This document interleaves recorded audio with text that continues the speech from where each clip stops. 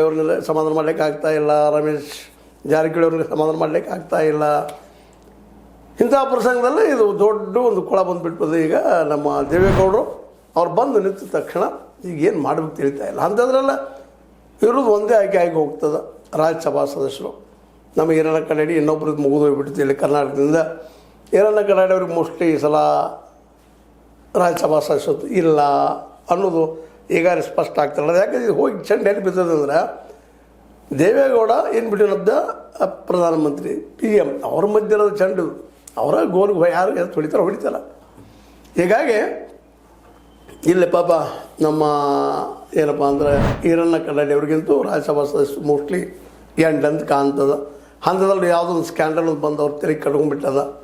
Local ರಾಜಕೀಯದನೋ ಏನದೋ ಅವ್ರಿಗೆ ಬಿಟ್ಟಂಥ ವಿಷಯ ಅದೇನೂ ಇಲ್ಲ. ಈಗಿರುವಂಥ ವಿಷಯ ಏನಪ್ಪ ಅಂತಂದ್ರೆ ದೇವೇಗೌಡರು ಇಡೀ BJPಗೆ ಒಂದು ದೊಡ್ಡ ಸವಾಲಾಗಿ ನಿಂತುಬಿಟ್ಟಿದ್ದಾರೆ. ಇವ್ರನ್ನ ಹೆಂಗೆ ಸರಿಸೋದಪ್ಪ ಅನ್ನೋದು ಚಿಂತೆ ಅವ್ರಿಗೆ ಆಗಿದೆ. ಆದರೆ ಸರಿಯೂ ಸಾಧ್ಯತೆ ಭಾಳ ಕಡಿಮೆ. ಯಾಕಂದರೆ ಈಗ ಇರುತ್ತಿರುವಂಥದ್ದು ಮುಂಬರುವ ಚುನಾವಣೆಯಲ್ಲೇ 2 ಗುರಿಗಳನ್ನ ಇಟ್ಕೊಂಡಿದ್ದಾರೆ BJPಗರು. ಅದರಲ್ಲೂ ಮುಖ್ಯ ಮೋದಿ ಆ್ಯಂಡ್ ಶಾ.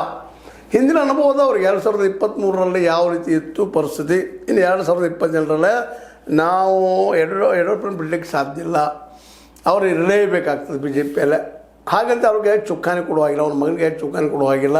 ಯಾಕಂದರೆ ಅನನುಭವ ಅವರ ಒಂದು ಮನೆತನಕ್ಕೆ ಇದು ಹೋಗ್ತದೆ ಅಂತೇಳಿ ಈವನ್ BJPಯಲ್ಲಿ ಅನೇಕರು ವಿರೋಧ ಮಾಡ್ತಾ ಇದ್ದಾರೆ, ಭಿನ್ನಮತೀಯರು. ಹೀಗಾಗಿ ಅವ್ರಿಗೊಂದು ಮತ್ತೊಬ್ಬ ವ್ಯಕ್ತಿಯನ್ನು ತಂದು ನಿಲ್ಲಿಸುವಂಥದ್ದು ಅದೇ HDK ಅವ್ರನ್ನ. ದೇವೇಗೌಡರು ಇವತ್ತು ರಾಜ್ಯಸಭಾ ಸದಸ್ಯರಾದ್ರಪ್ಪ ಅಂದ್ರೆ ಮೋದಿಯವ್ರು ಇನ್ನಷ್ಟು ಆತ್ಮೀಯರಾದರು. NDA ಗಟ್ಟಿ ಆಯಿತು. ಯಾಕಂದ್ರೆ ಮೋದಿಯವ್ರಿಗೂ ಸಹಿತ ಇವತ್ತು NDA ಗಟ್ಟಿ ಮಾಡ್ಕೋಬೇಕಾಗ್ಯದ.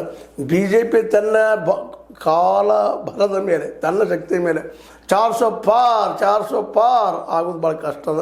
ಹೀಗಾಗಿ ಇದ್ದ NDA ಗುಂಪುಗಳನ್ನು ತನ್ನ ಮೇಲೆ ಗಟ್ಟಿಯಾಗಿ ಹಿಡ್ಕೋಬೇಕಾಗ್ಯದ.